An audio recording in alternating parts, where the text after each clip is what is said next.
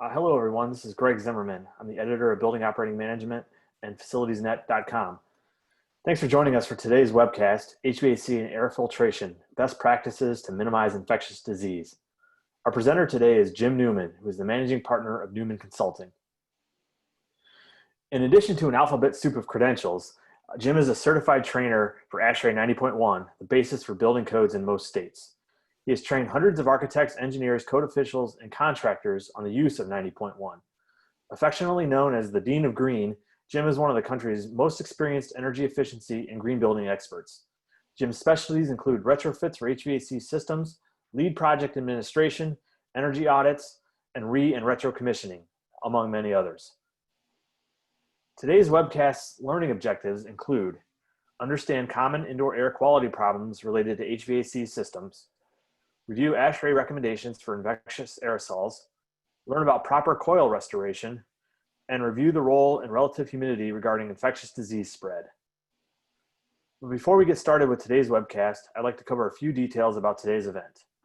A live question and answer session will follow today's presentation. To submit questions, please navigate to the Q&A button at the bottom of the screen and type in your questions. Jim will answer as many questions as time permits. At the conclusion of today's webcast, you will receive a PDF copy of today's presentation slides. You will also receive a link to a brief online assessment. Upon successful completion of this assessment, you will receive your CEU certificate. Today's webcast will also be archived at facilitiesnet.com/webcasts. That is all the announcements. So with that, I will turn it over to you, Jim. Thank you, Greg. So let's get started. Excuse me. And all I got to do is find where we go to get started. Okay. So Greg already told you what we'll be talking about. Here's how we're going to be doing it. And really what we're going to be talking about today a lot is because it's relative to COVID-19, is what do we think we know and what do we really know? And then we'll have a lot of recommendations, as Greg said, as to what ASHRAE is recommending, what's being recommended by CDC and the World Health Organization, et cetera. And as everybody is pretty much used to these days, we'll be talking about the old normal versus the new normal. So the question starts off with here, because we talk about this a lot in design. Who's blamed for poor indoor air quality? Well, obviously the building owner and the architect and engineer, but also all these other people. Pretty much anybody who's involved with that building is going to be involved in a lawsuit if there's poor indoor air quality. And we know that poor IAQ can come from a lot of places. This is what many cities in the world used to look like before COVID-19, and a lot of them are in the United States, and of course there are many that aren't, but we probably have more than anybody. And there's also the indoor ones, everything that all the VOCs and everything else that off gases from indoor kinds of product. So we think about in normal times and now probably more, what happens to HVAC systems as time passes? Well, here's what happens. Green goes to gray very, very quickly. So what are some of the kinds of problems that we're looking at in the inside air? Well, we'll be talking about too high, too low humidity. We'll be talking about mold and mildew growth, not enough outdoor or indoor air, or unhealthy outdoor air. In fact, a little over 30 years ago, when I started giving my first seminars on indoor air quality, we used to call it fresh air. Nobody calls it fresh air anymore because there isn't much fresh air. So to be safe, ASHRAE started calling it outdoor air. And then of course there's water intrusion, all the rainstorms, the hurricanes, the floods, and that's what we're getting more of today. But we still used to have water intrusion, outdoor, indoor water intrusion in our buildings. And of course, today we talk a lot more about bacteria and viruses. So let's talk about some of the IAQ problems with the HVAC system. The system itself certainly can be a source of biological contaminants. And the surface contamination can come from many, many different areas itself. The interior ductwork, if it's insulated ductwork, a lot of the bacteria and viruses are in that insulation eventually. And then, of course, the odors that we get. But let's talk about the unit drain pans. Years ago, and I'm talking many years ago, because most air handling units or HVAC units today are built with sloped drain pans. Years ago, they were built with horizontally sloped drain pans. There was no slope to a drain pan, they were just horizontal. And the condensate drain opening was welded to the side of the drain pan. So it was welded, it was typically anywhere from a ½ inch to an inch above the bottom of the drain pan. So you always had some water in that drain pan, which over the course of a weekend or whatever would turn to not very good water. And those aerosols would be, everything in the water would be bioaerosolized on a Monday morning, for instance, when the unit started up again, and distributed through the airstream into where the people were. Now, improper damper operation, we see that all the time when we do energy audits. And many organizations, especially schools, don't have enough maintenance people or building engineers so that they can really do a good job of looking at what's going on in the individual buildings. We found buildings with 4 air handling units, 1 per each floor, in a 4-story building. 2 of the mixed air dampers didn't work at all. 1 was stuck at 40% open, which means it was bringing in about 60 to 80% outside air. And 1 sort of worked, it went all the way closed, but it wasn't very tight. So you still got a minimum of 10% outside air leaking in all the time. Then, of course, you get the surface contamination. We'll be talking about that a lot here, whether it's surface contamination on the coils or in the air handling units themselves. And when you do get that surface contamination on the coils can smell because of what happens that we'll be looking at relative to biologicals and biofilm on the coils. And then, of course, air filters. All systems have air filters. Are they changed properly or often enough? Not necessarily. What happens to an air filter when it gets too full? If you're on a fairly medium static pressure system, like 4 or 5 inches, it'll rip the filter apart. And then what happens when you rip the filter apart, this is what becomes the filter. The cooling coil or the heating coil becomes the filter rather than a filter. And we will look at some situations on cooling coils primarily shortly. So what are the other kinds of problems we have with IAQ? Well, we've done audits in hospitals where we actually see mold spores on the final filters. A hospital air handling unit typically has a HEPA filter at the discharge. And if it's a blow-through unit, meaning that the fan blows through the final filter, or blows through the cooling coil that then goes to the final filter, you've got a very high relative humidity air with lots of moisture in it coming off the cooling coil, and it actually condenses on these HEPA filters. So you get a wet HEPA filter with mold growing on the back of it, and that air is being distributed to the operating room. This is the cause of many hospital-acquired infections, certainly not all of them, but certainly many. Then we have the Legionella from cooling towers. We have biofilm on heat transfer surfaces that we'll be looking at. And I hope when we look at those, not too many of you will be eating lunch. Then, of course, again, which this talk is basically about, is bacteria and viruses. So let's talk a little bit of background about the disease versus the virus. COVID-19 is the name of the disease. and it came from coronavirus disease 2019, COVID-19. But the actual virus, and you may have seen some of this, is SARS-CoV-2. And SARS is severe acute respiratory syndrome, coronavirus 2. So when you see that, that's the virus itself. The disease is being called, this particular one, that the pandemic that's all over the world is COVID-19.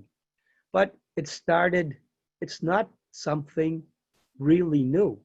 SARS viruses started back in 2003. The MERS, the Middle East Respiratory Syndrome, started in the Middle East in 2012. And the real key that we're going to be talking about a lot, which I'm sure everybody on this call is aware of, is the person-to-person transmission, the airborne spread, and the fact that this virus does contaminate surfaces. So, how does it spread? Well, it spreads directly through aerosols. And we'll see that 6 feet really isn't enough distance. Infected people who are breathing, coughing, sneezing, whatever they're doing, are touching their faces and getting some of that virus on their hands. And then, of course, you got the indirect contact, and people are being very careful about this.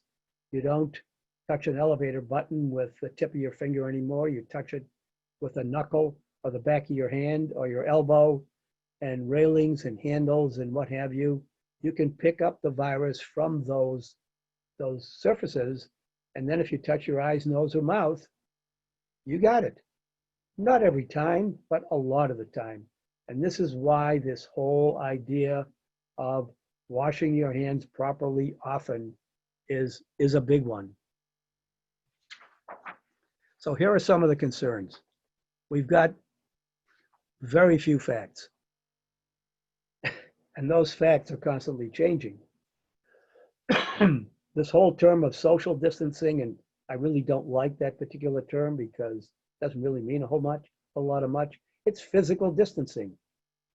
What you'll see is that the aerosols, the droplets, et cetera, whether you're just breathing or whether you're singing, yelling, coughing, sneezing, it makes a lot of difference as to how you might get infected, depending on how far you are away from someone.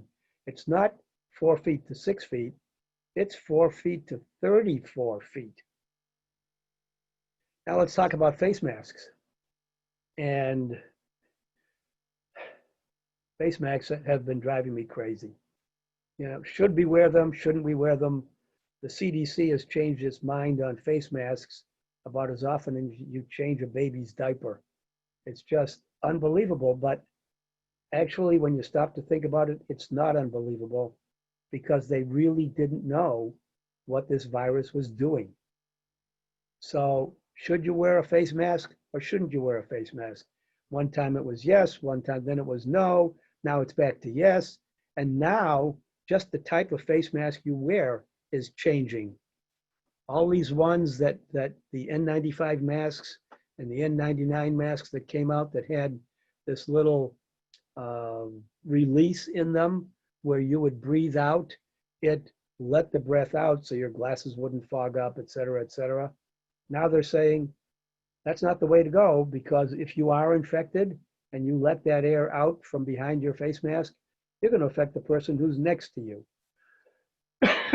Well, that's a maybe, because it's coming out the side of your face mask. It's not going directly towards the person that you might be talking with. So is that really good or is it not? But I just saw an ad for a brand new style face mask where you can eliminate the exhalation from the mask. So that may be the new standard in face masks. Who knows? Then we get into symptomatic versus asymptomatic. Is it 14 days or is it more? Excuse me. I gotta get a little drink of water here. And then, of course, the vaccine. Are we going to have a vaccine? Well, Some people say we already have a vaccine. We just have to test it more. That's very questionable at this point in time. So you don't want to believe too much of that. It's almost as bad as the face masks because everybody wants to be first. This is not one of the ones where you want to be second to ask the first question. It's everybody wants to be first with this wonderful vaccine that they're going to have. Then the question is, of course, as the virus itself mutates, how successful is that vaccine that they come up with that will be here supposedly early next year? How successful will it be on some of the mutations? We don't know. Nobody really knows. So ASHRAE, because of what ASHRAE does in the industry, they write the standards on energy, on ventilation, on thermal comfort, and they wrote this position paper on infectious aerosols. Now, it was written in the middle of April. We've learned a lot since the middle of April. And by the way, what I'm talking about is what I think. It's not ASHRAE's particular position on a lot of this, although their position is in that position document. And ASHRAE's website changes pretty much on a weekly basis, if not multiple times in a week, as ASHRAE learns more about what's going on. So I did just put a little summary and highlights of the position paper itself, which is about a 10-page paper and very well written. Do we change building operations and HVAC systems to reduce airborne exposures? Yes, we need to do that. Increase ventilation and filtration? Well, again, depending on what part of the country you're in, if you're in a hot, humid climate pretty much year-round, like many parts of our country, of the planet, or you're in a hot, humid climate only part-time, and you bring in a lot of outside air, that outside air could have a very high relative humidity. And we have a couple of blogs on our website that talk about that. The last few that we've written talk about exactly that. Is higher amounts of ventilation air and differences in humidity. So if you get a chance, you might go back to the newmanconsultinggroup.us website, and the information will be in the last slide. But be careful when you do that. Maintaining the humidity between 40 to 60% is the best humidity, 60% being a maximum, basically summertime, and 40% being a minimum in the wintertime. But as we will talk about, that's very difficult to do, especially getting up to 40% in the wintertime. Higher MERV-rated filters have their own issues. Running the systems longer have those kinds of issues. And ultraviolet, pretty much in any form, whether it's in the duct, in the room, or portable, does do a lot of good things to eliminate bacteria and viruses, but it also has its situations. And bipolar ionization isn't mentioned at all. And why does ASHRAE not mention bipolar ionization? Because ASHRAE has to be very careful. And ASHRAE says there just isn't enough peer-reviewed information and really good laboratory tests from most of the manufacturers where we feel we can recommend BPI. So there's a lot of tremendously good information in this position document. But again, like with anything else, you've got to think about it. Don't use it as the be-all and the end-all, but look at the ASHRAE website and go to COVID-19, and you will get the latest, absolute latest information. So what are the HVAC requirements? Well, flush with outside air. Well, do we want to use 100% or do we want to use less? And the humidification, 40 to 60% relative humidity. I put a couple questions mark after that because you can't always get there. And then, of course, there's good old biofilm. And we'll be talking about that a lot too.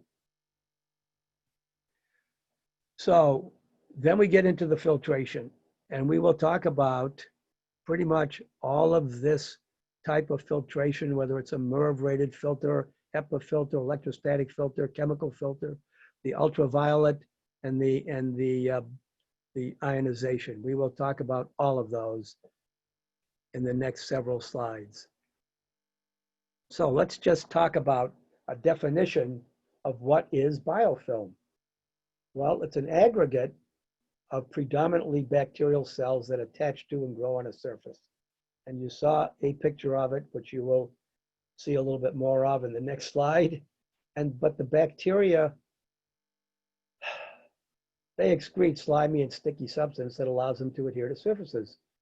And the substance itself increases the resistance to antimicrobial agents, to heat, to cold, to cleaners. And so biofilm is a big deal in what's going on with coronavirus. So what are some of the effects? Well, here's a little bit, that's why I said I hope some of you people aren't eating lunch, because this is pretty gross. This is what biofilm looks like magnified. And it's in and on the coils and fins and other surfaces. When I say in, the water that goes through a chilled water coil has a lot of bacteria in it. And it has biofilm typically around the pipes themselves.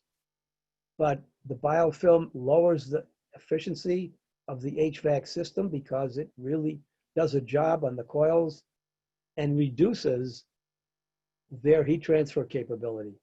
And of course, some of you may have heard of dirty sock syndrome. If you have a lot of biofilm in a coil, it's been sitting idle for a while and it starts up in the morning, and we've had these kinds of complaints where we've had to bring someone in to clean the coils right now, immediately.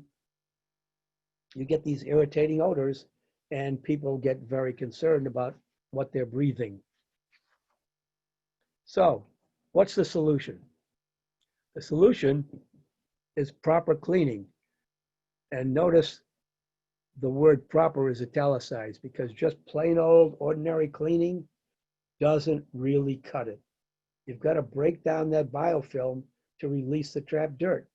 And you've got to clean, whether it's a coil or anything that you might be touching, you've got to clean it at the microscopic level.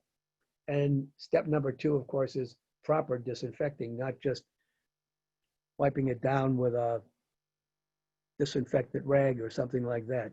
Got to be done right.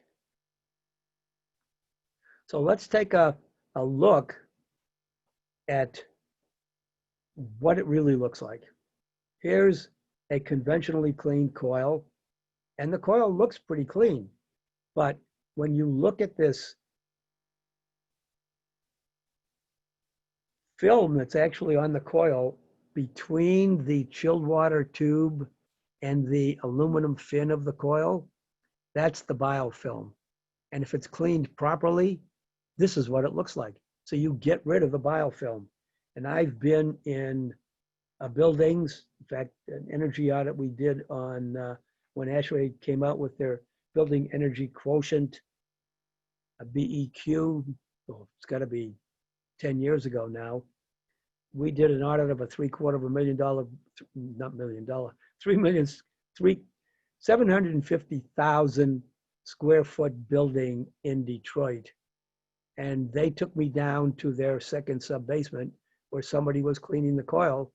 And he showed me exactly what the difference was after he just did a good steam cleaning on the coil. He said, now watch this, and put something else in his steam cleaner and did it again. And this ugly black stuff came off the coil and went down the storm drain. And it was the biofilm. So let's look at coil restoration. Here's a view of a coil, side view of a coil that had been cleaned. So before is the top, after is a typical coil cleaning, and notice what the difference is between the top one and the second one. And think about this. Whoops.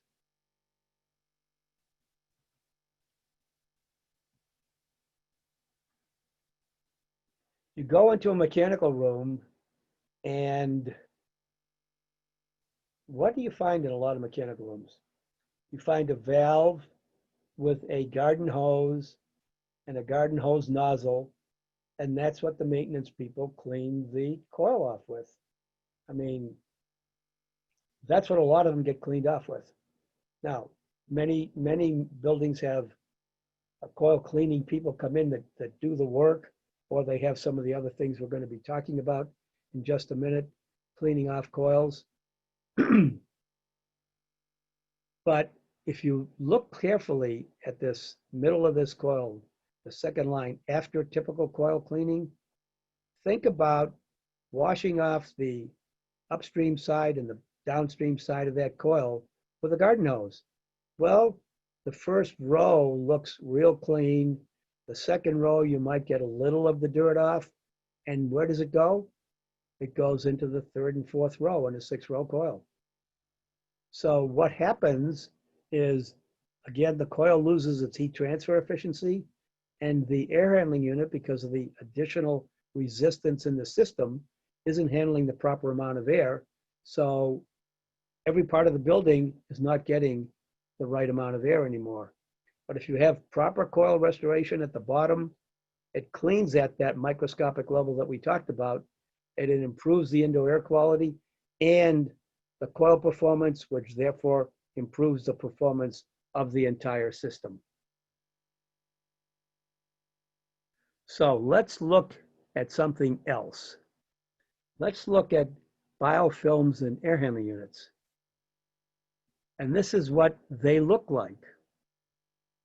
So you've got a before and an after, and you've got that biofilm on the showing on the bottom of the coil. You've got it on the fan, and you certainly have it in the drain pan. Why? Because you've got a dark and damp environment within an air handling unit. It's an ideal location for microbial growth. Ideal. And then, of course, you have all these wet surfaces within that air handling unit. Cooling coils, drain pans, floors. These are all amplification sites for biofilm growth. So how can you fix that? Well, there is a basic way. And there are companies that do this about what you're going to see. So what are we looking at here? We are looking at the refurbishment of an old air handling unit. Improves the indoor air quality and extends the life of the air handling unit itself. You get a properly pitched drain pan. Remember what I said about old air handling units with horizontal, where the drain pan is completely horizontal and the condensate drain is anywhere from 3/4 of an inch to an inch above the bottom of the drain pan? Well, you've got biofilm forming in the bottom of that drain pan in the water. And what they do is they put an antimicrobial coating on everything, and they make the unit look pretty much new. So in many buildings, an air handling unit starts to look really, really bad. And many building operators will say, we got to get rid of this air handling unit. And it's a real project because you have to tear it down.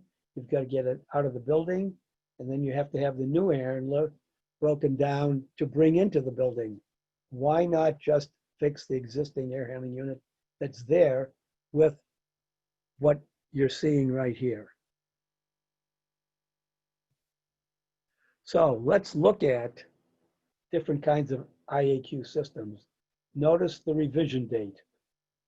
That's just a couple of days ago, because as we continue to learn, we continue to upgrade what we're putting out there.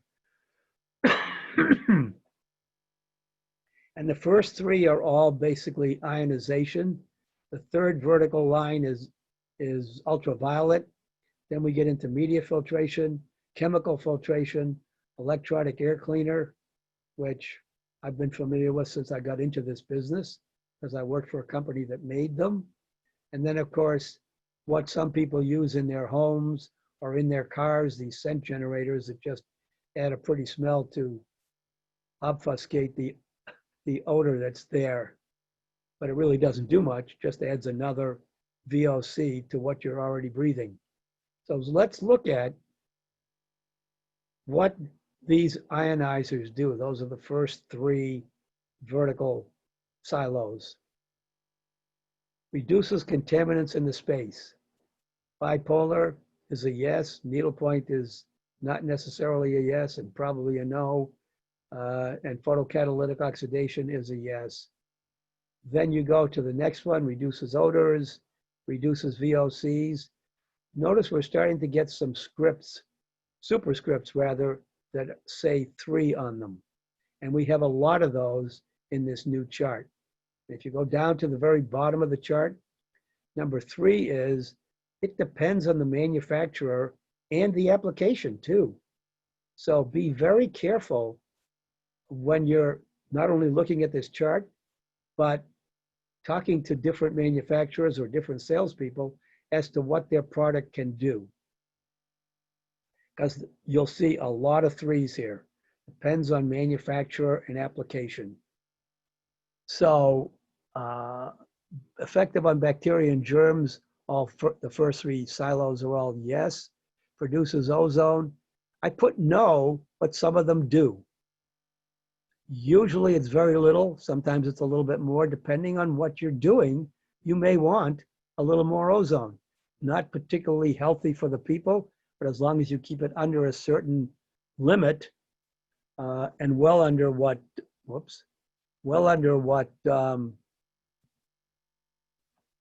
is shown in a lot of sites, governmental type sites, then you should be okay. Low pressure drop, they're all low pressure drop, the ionizer. Very differing maintenance requirements. Do they require re-engineering of the HVAC system? Probably a no. PCO could be a maybe. Reduces energy costs, they're all yes.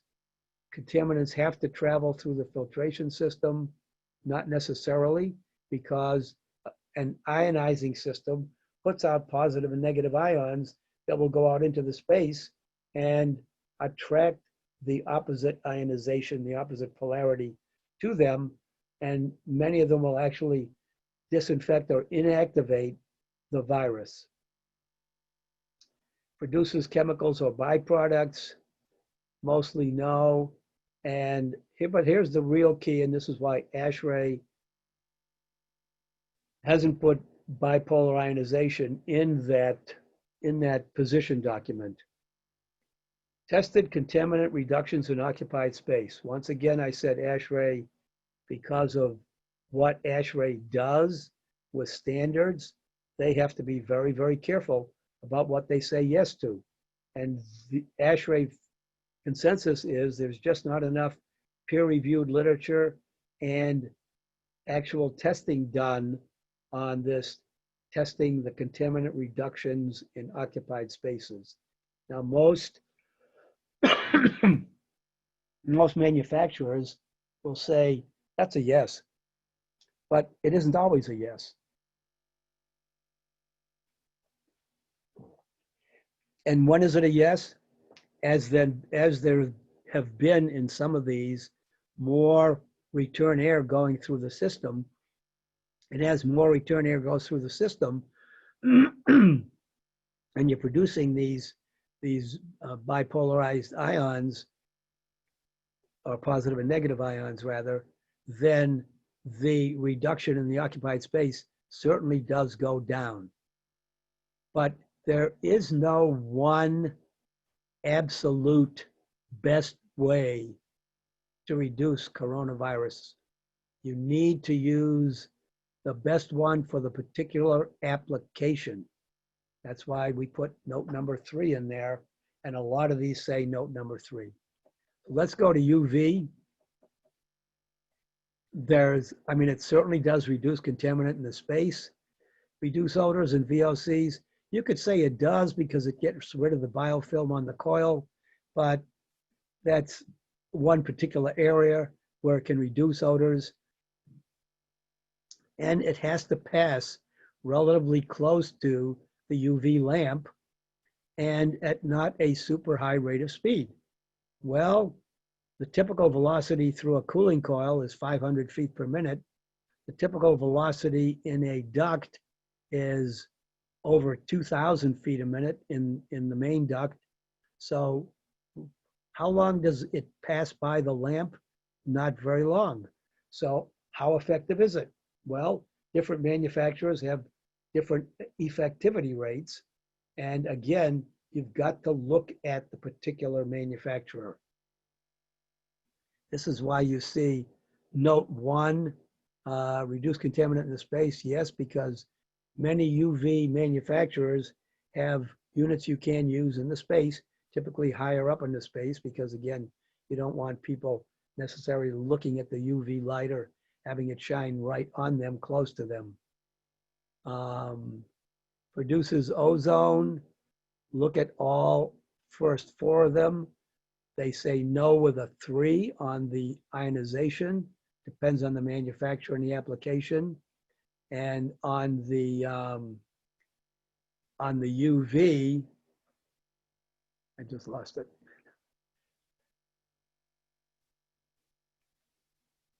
Oh, on the UV, there are types of UV that do produce ozone, not typically properly designed UV-C, which is what most of the UV that you're familiar with is.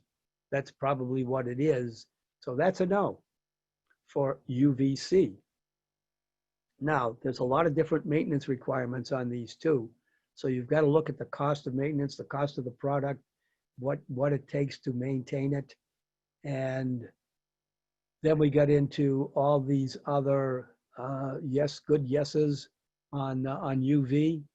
Reduces energy costs, doesn't require re-engineering of the HV system. That's a no, of course. Contaminants have to travel through the filtration system. That's a yes for UV and a no for BPI or the different kinds of ionization. And again, tested contaminant reductions in occupied spaces. The major manufacturers of UV have done some of this. Is it a really good study? Most of them are fairly good, but there's still a study in the space. And again, like I said, there is no one golden bullet for coronavirus. Then, of course, there's all this media filtration, and it goes from really MERV 11, which is better than most MERV 8s that are typically used in air handling units. And if you use ionization, it will actually cause the particulate to agglomerate. And for that particulate that gets into the airstream and gets back into the air handling unit, a MERV 11 filter can become equivalent to a MERV 13, or a MERV 13 will be better than it normally is, or a 14, or even a HEPA filter. And so you can eliminate, especially with HEPA, a lot of the viruses that are in the airstream if they get back through into the air handling unit. Chemical filters, of course, pretty much just get rid of odors. And there are many different chemicals, whether it be carbon or potassium permanganate or whatever. Electronic filters, air cleaners are pretty much just for particulate. And of course, we already talked about the scent generators. So there's a lot of information on this chart.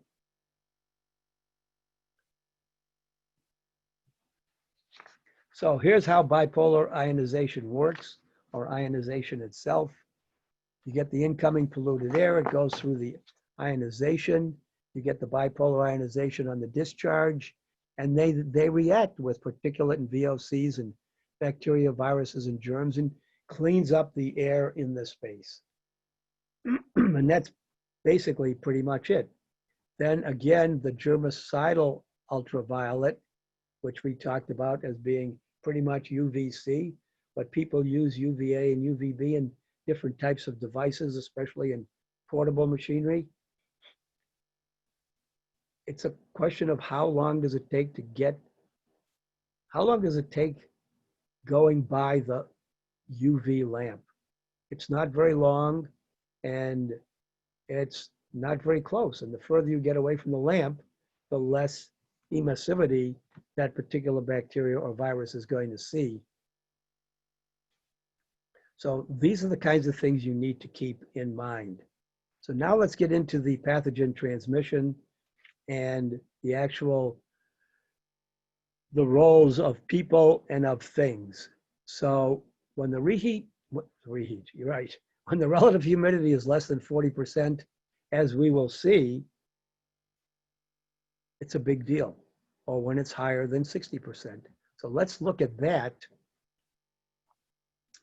And there was a study done by ASHRAE more than 30 years ago that shows this chart, which is still being used and also has been verified several times since the year 2000. And this is the actual optimum relative humidity for health. And you'll see from 40 to 60% is really the optimum. And you're fairly good really down to about 30%, except viruses, you really need to be at 40%. So another way to look at this,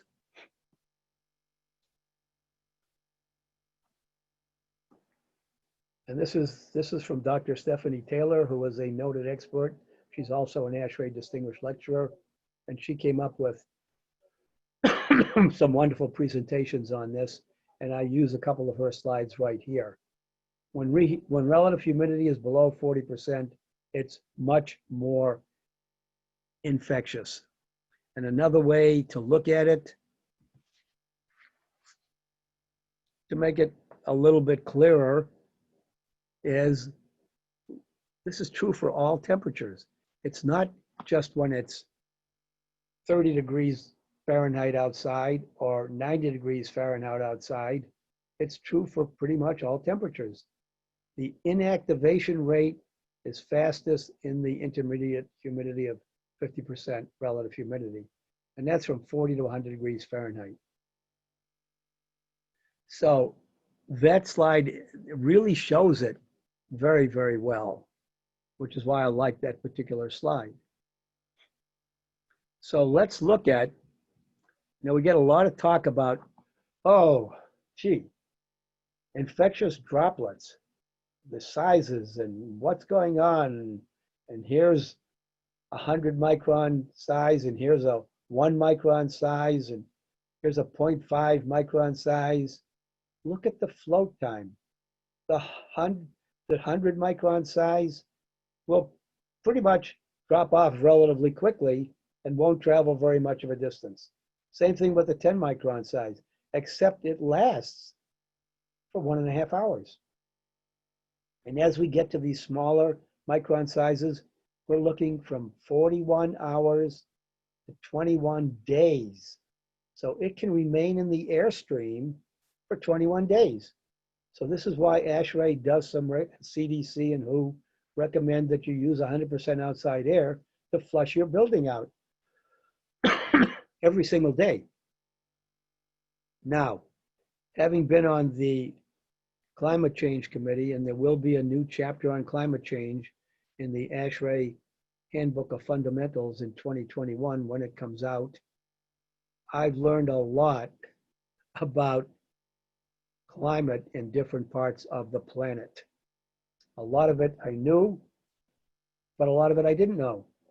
And look at that distance traveled on the size at the bottom there, that little triangle, little blue triangle on the size of the droplet diameter. 1 meter is a little over 3 feet for those in the United States. Most of you know that. And 10 meters plus, that's 34 feet. And it could be more than 34 feet. But the float time on those, it lasts a long, long time. So you can be in a building that's been, quote unquote, flushed out by 4 hours or 8 hours of outside air, and somebody comes in who's infected with COVID-19, And everything that you just did only took care of what was there. Didn't take care of what's being exhaled or whatever by that new person with COVID-19. These are the kinds of things that are happening. So let's again look at the role of relative humidity a little bit different. And this is what actually happens. And if you properly hydrate the air, you get some disinfection benefits. Other frequently touched surfaces get cleaned more effectively. Hand hygiene is maintained. That's questionable, but it makes it easier to do. And settled infectious droplets aren't resuspended because they can, once they settle, they can get resuspended by cleaning that isn't really good. So let's look at what it's all about. This is what you need to remember. 90% of all pathogens live in biofilms. Bacteria and viruses thrive in biofilm. You saw what biofilm looks like. It's very, very difficult to penetrate, even with harsh chemicals and sanitizing methods. And microbes have different lifespans on different surfaces. You've probably all read all these articles that used to say, oh, if you're bringing something home from the store, have it sit in your garage or somewhere for a couple of days if you're not going to put it right in the refrigerator. And then the viruses will die off because they only last for a few days on cardboard and 4 days on metal and on and on and on and on. Some of that has changed a little bit too. Now many scientists and doctors are saying you don't have to worry so much about what you're bringing home from the stores. But the real key here is proper cleaning. And notice that almost the second from last bullet point, biosurfactant and water will deactivate COVID-19. What's a good biosurfactant? A good soap.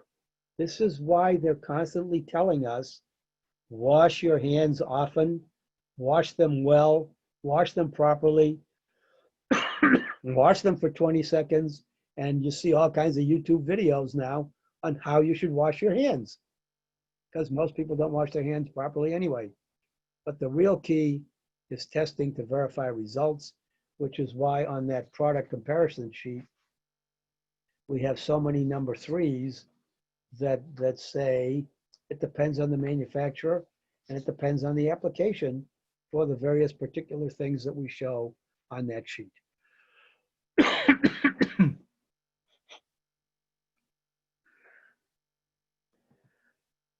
So the real key here is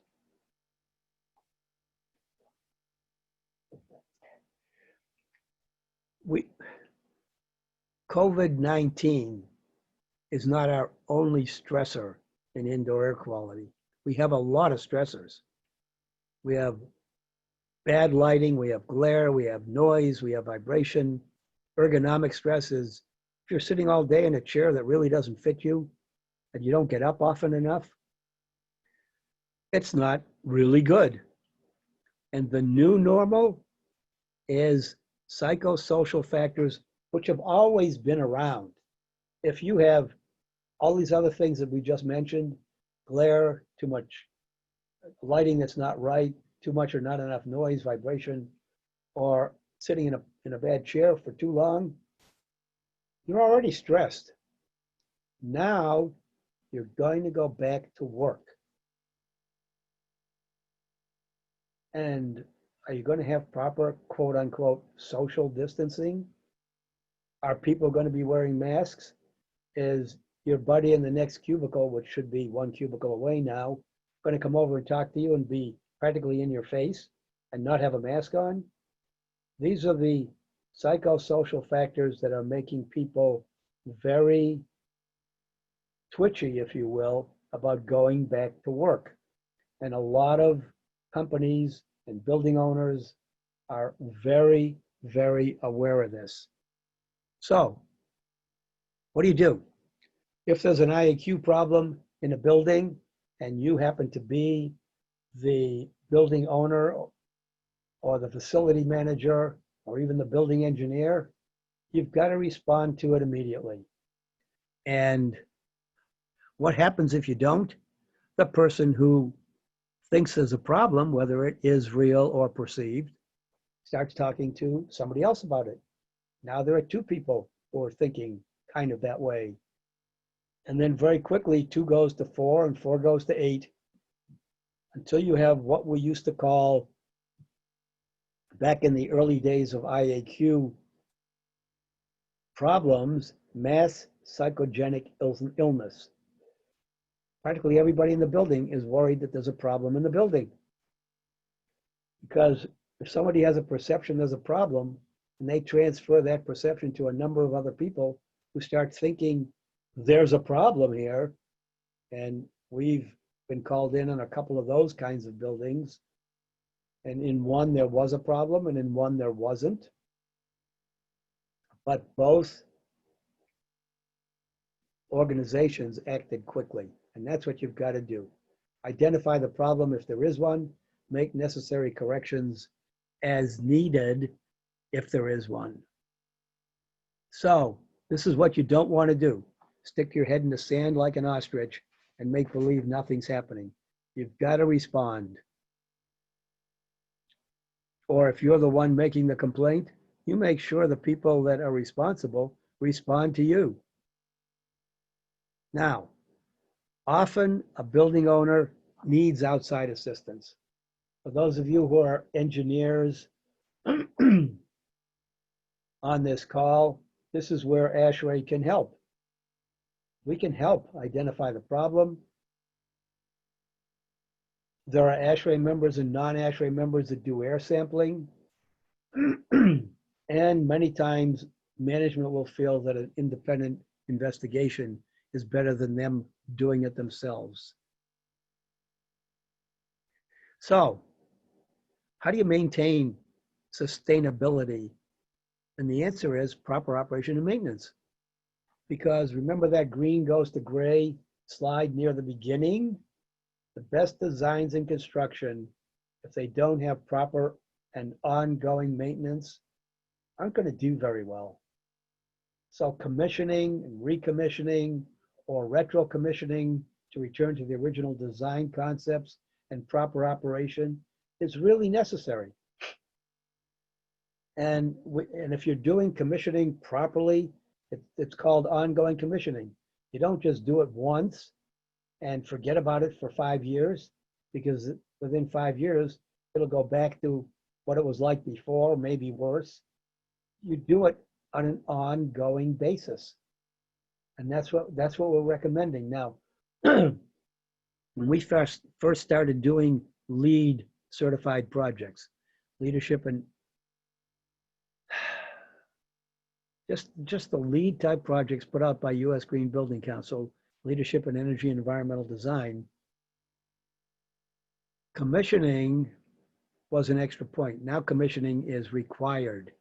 And many builders and developers who did commissioning realized very, very quickly from their first 1 or 2 projects that all the things that a good commissioning agent found out were not happening properly in their building paid for the cost of the commissioning agent. And if you do it once and have the same commissioning agent come back, the cost the second time is a whole lot less. So you just have to be very, very aware of how you're building or how a building is being operated. So here are some defensive strategies. Avoid building and maintenance materials. Fully commission the systems, which we've mentioned here, but understand the liability insurance coverage and operate within its limits and document everything. Whichever side of the situation you're on, whether it's the owner side or the person in the building side, you want to document as much as possible. Because if there ever is a lawsuit, and by the way, with IAQ lawsuits, very few of them actually get to court. But when they get to court, they're real serious. And you don't want to be involved in one of those. Usually the person with the most paperwork wins. So adequate ventilation, that's what we've talked about. Again, remember, all outside air is not quote unquote fresh air, but you've got to operate those systems properly. When we talk about ASHRAE standard 55, which is a thermal comfort standard, we talk about this near the center of the thermal comfort zone. Well, if you're bringing in outside air that's at 90 degrees Fahrenheit and 70% relative humidity, nobody is going to be comfortable because the HVAC system is not designed, unless it is for some particular reason, for 100% outside air. It's not designed for more than 15 or 20% or even 10% outside air, depending on where it is and what kind of building it is. So when you bring in 100% outside air, the boiler and the chiller or the cooling system and the heating system are not sized for 100% outside air. So that air does not get down to the proper temperature and humidity or moisture content that's going to be comfortable for the people to be in. And then clean and maintain equipment properly, operate systems as designed. A lot of this is in the last couple of blogs on our website, and obviously too much to go into today, or we'd be here for another hour. So the next one is check for sensor stress, check for psychologically stressful conditions, and ask if you're an owner or a facility manager, would I want to work or live in this place? And that second bullet point that says periodically check occupant satisfaction, you can do that verbally, or better yet, do it verbally and put out a questionnaire quarterly, or maybe more than quarterly because of COVID-19, and see what the people are saying in your building. They don't have to sign it. Just have them drop it in a box somewhere so you can't tell who said it. And of course, the last one, again, recommission systems every year. So, in summary, why should we all be concerned about good IAQ?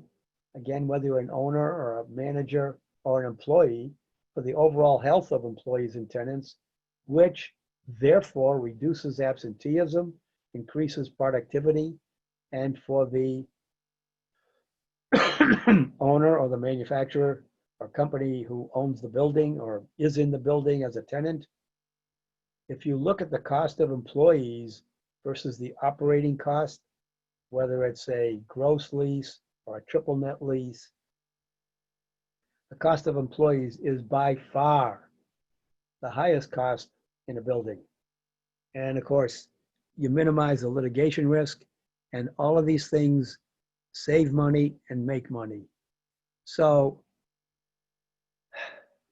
the question is, well, let's talk a little bit more about this before we get to the question. IAQ is not a simple issue. It's a big part of indoor environmental quality, and HVAC can be a large part of IAQ issues. The real key here is proper cleaning and disinfection, both for the HVAC system that distributes the air throughout the inner spaces and for the other surfaces in the inner spaces. And owners need a lot of assistance to avoid liability. So the question that I was about to get to is, how in the world do we pay for all of this stuff? Well, if you're in the United States, there is a system called PACE, Property Assessed Clean Energy. It's in, I believe right now, 34 states plus the District of Columbia. There may be other, and I should have checked Canada before I did this. I don't know if Canada has anything similar to PACE, but Canada has some tendencies of being ahead of the United States in certain areas, and they very well might. But it's a special tax assessment for energy conserving projects. So anything that conserves energy, instead of bringing in 100% outside air, which is going to cause the energy costs to increase, why not bring in less outside air and use some of the products and systems that we showed on that chart several slides back to minimize the amount of outside air that you really need to bring in, because it's doing a lot of the good things that outside air will do with its flushing without bringing in 100% outside air. But PACE will finance 100% of anything to do with energy conserving projects. It has a 20 to 25 year term. So if you're doing a deep energy retrofit or doing some of these things that really need to be done for COVID-19, you don't have to pay for it in 5 years through a regular bank loan, or you don't have to take it out of capital expenditures and mess up your budget. You can spread it out over 20 to 25 years on a tax assessment. And if it's a large one, you'll have positive cash flow for the life of the project, and it routes the loan via property taxes, and the loan goes with the property, not with the owner. So that's another good one that I meant to add, didn't. But anyway, if you look at the current energy cost bill and the savings with PACE, there's a lot of savings, and you've got a 20 to 25 year term to pay it out. So here are some resources. On our website, we have a lot of other websites, and if you go to the other websites section, at the very top, we put in COVID-19 resources, and we change them as required. Most of it hasn't been required because the ones we have there change their own. Like I mentioned with ASHRAE, they're constantly updated their COVID-19 website. And AIA Code, Committee on the Environment, BOMA, Building Owners and Managers Association, and many of these others have the things you need to do before you open, or that need to be done before a building is opened. So those are some of the kinds of things that we look at and that are available. And what Tim Wentz said several years ago, who was the president of ASHRAE, the greatest challenge we face today is failure to adapt to change. Remember that well-dressed businessman with his knees on the sand and his head down in the sand? Don't be like that person. And just as something, so you know who I am, Greg did a nice job explaining who I am. These are some of the organizations that I belong to and am active in. And this is the way it goes. So I would say now, Greg, we are ready for questions. Okay, all right. Thanks, Jim, for a great presentation. We do have a few minutes for questions, so keep them coming in. If you have questions for Jim, we'll take as many as we have time for here. Jim, let's start with this one about negative pressure. What would be the guideline or set point to maintain a negative pressure air room? Is there a certain value you must get to consider the room negative, or just the fact that the air is moving into the room and not out of the room? Okay, well, a lot of, you've probably read, COVID-19 patients and many others with different kinds of diseases like tuberculosis or what have you should be in rooms that are basically negative to the rest of the building. And what that means is that you have more air going out of the room than into the room. And the basic question says, what's the differential pressure that you should have? It really depends, because in many hospitals, a lot of these rooms, it's nice, but they're very leaky rooms.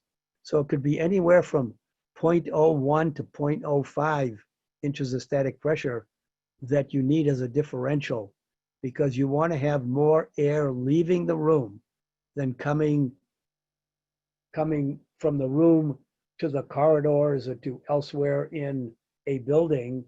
You want that air to be exhausted directly out of the room. at a 0.01 to 0.05 inches static pressure. Okay, very good. Thank you, Jim. Got a couple questions here about schools, which is a topic I'm sure is on a lot of attendees' minds, both personally and professionally. Yep. Jim, is there a recommended test or method to perform in classrooms to give leaders and particularly parents confidence that air in schools has been cleaned or scrubbed as much as possible and spaces are safe to reoccupy? Well, there's been a lot of the information in that resources that we showed. Let me go back here. In these resources, there's a lot of information in those, but to answer that question with if you do this, everything's going to be fine, I can't do that, and I don't think anybody else really can either. The question really is, and University of Minnesota just did a study, and there was a study done by a doctor in China, actually in Wuhan, where somebody in a restaurant who had COVID-19, they didn't know it at the time, in the back section of the restaurant that had its own air handling system, if you will, infected pretty much everybody in that area with COVID-19. So to say a teacher should stand at a particular point, and let's face it, a lot of schools are not, unfortunately, ventilated well. It's a problem. Again, a lot of these resources here will give you some answers to that, but to be able to say, if you do this, your kids will be safe, I don't think any person who is engineering oriented or science oriented would say that. Sure. I'm sorry I have to put it that way, but I just don't think we can really say, if you do this, everything will be fine. Sure, there's no perfect solution. And since you mentioned that Chinese study, the Wuhan study about the restaurant, an attendee was just asking about that study actually, and wanted to know if you know of any case studies or outbreaks where HVAC has played a role in the U.S. He says it would help him sell HVAC improvements for the county.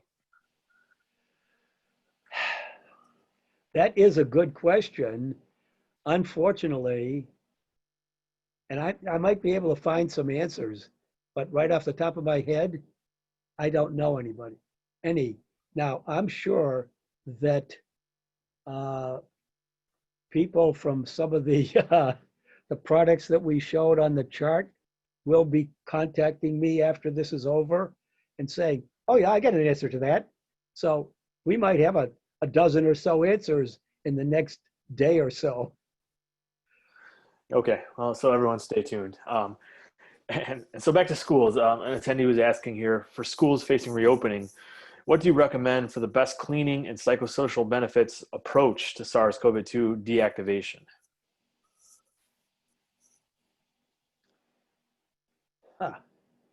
Well, we're talking psychosocial here, and we talked about that in commercial office buildings, but the same thing goes for schools. I think the real key is to make both the teachers and the parents and the kids comfortable that everything that's possibly being done is being done, and make sure that goes out to the teachers and the parents, because teachers are probably more nervous than parents about going back to school these days. And of course, many teachers do have kids in schools, but it's what we tell people who own buildings. You've got to follow some of these BOMA and ASHRAE and IAA Committee on the Environment kinds of information that are given to everybody as to what you need to do before you open your building and what you're going to do after you open your building, with a lot of these little signs in the corridors, so you don't have one school down south, I think it was, where it showed us some high school girl took a picture of this corridor and got kicked out of school for a couple of days because she showed everybody standing together, walking down this corridor side by side with none of them with masks on. And that's not the way it needs to be done. And I just read just the other night, I think it wasn't a fraternity. I think it was University of North Carolina. No, I think it was UNC, but I'm not 100% sure, where they opened and they thought they were doing everything right. And within a week, they had to close again, because you can control a little bit of what the kids do in school, but when you get into college, you've got all these kids who are away from home for the very first time in their lives, and they're going to go out drinking and doing whatever they want to do. Like we had one in East Lansing that infected pretty close to 100 people in Michigan because everybody was just doing their thing in this bar. And they infected people, many people who weren't in the bar when they went home or went back to their dorms or whatever. You can't control what people are going to do by themselves. And again, it's face masks, distancing, wash your hands a lot. Right. Very good. Speaking of hot topics, especially associated with facilities, UV and germicidal light has been a big area of focus and a big area of questions for a lot of our readers and attendees to this webcast. An attendee is asking, how does UV light contribute to sanitization of the air? And are there specifications the light must meet for COVID-19? How do you know what to choose?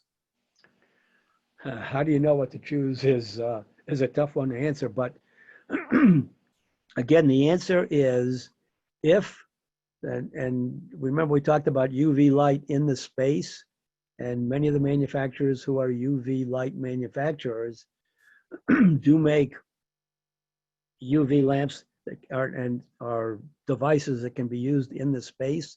If the virus gets close enough to that lamp to become inactivated, it certainly does work. I guess the real question is, the real decision is it's got to get pretty close to the lamp. And it's the same thing with the UV lamps that are in the air handling units or in the duct. It's a matter of the power of the lamp, and the further you get away from the lamp, the lower the power of the UV light. And the faster you go by it, the lower the time it has for actual contact, if you want to call it contact. So it's a tough situation to really answer. Remember, I said there is no golden bullet. Mm-hmm. Right. Another related to UV is for in-room application. How useful is UV light to deactivate shaded surfaces? Oh, to activate, to take care of a surface that isn't covered by the UV light? Is that what they're asking? Yeah.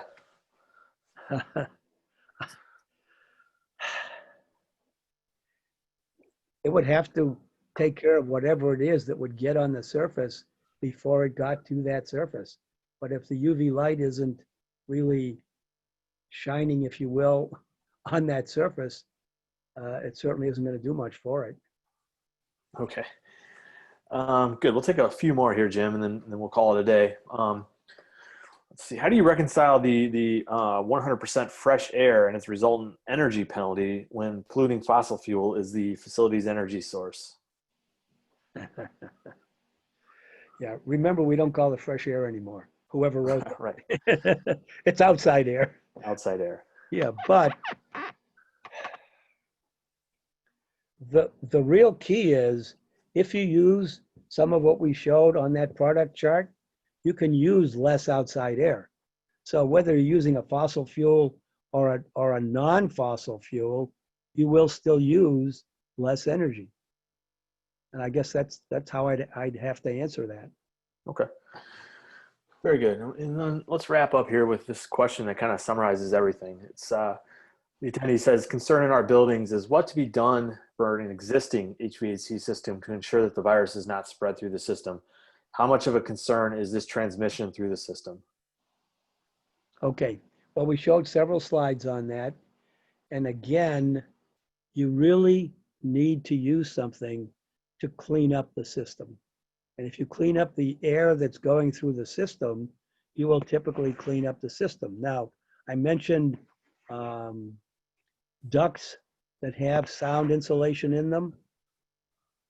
If it's just a fiberglass type insulation rather than something different, you will get bacteria and viruses in that insulation, and it's tough to get them out. So it really depends on the type of system you have as to what you decide to use on that particular system.